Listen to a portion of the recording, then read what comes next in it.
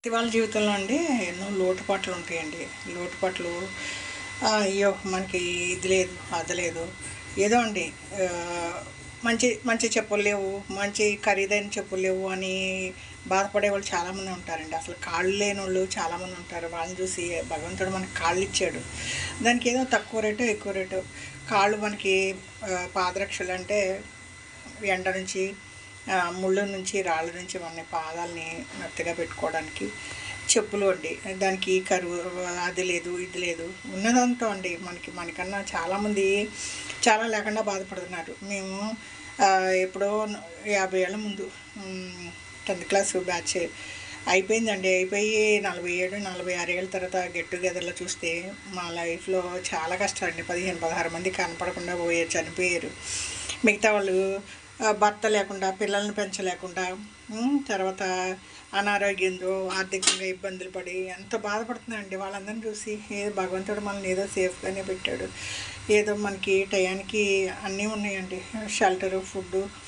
మనం దేనికి ఎదురు చూడడం లేదు, ఎవరిని హెల్ప్ అడటం లేదు. ఫైనాన్షియల్గా సెటిల్ అయిపోయాం.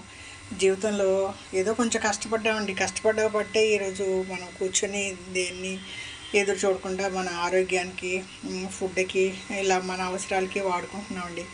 అది కష్టం అండి.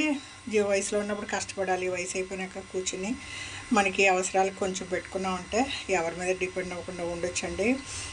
మా లే మా మా బ్యాచ్లో ఒక ఆవిడకి షుగర్ ఎక్కువైపోయి కాలు తీసేసారండి. ఆవిడ మొన్న ఫోన్ చేసి ఇలా ఆర్థికంగా ఇబ్బందిగా ఉంది, కాలు కూడా తీసేశారు, పిల్లల మీద డిపెండ్ అయ్యాను, హస్బెండ్ లేడని చెప్తే బాధేసిందండి. భగవంతుడు అసలు ఆ నోరు లేని తను చాలా మెత్తగా ఉండేది. తనకేంటి ఇలా కష్టం ఇచ్చాడు.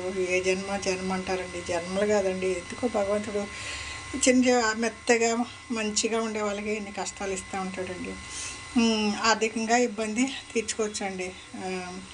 భర్త లేకుండా ఉన్న విషయం, తనకి సపోర్ట్ లేదు, పైగా కాలు ఒకటి పోయింది. నాకు మనసు బాధేసేసిందండి.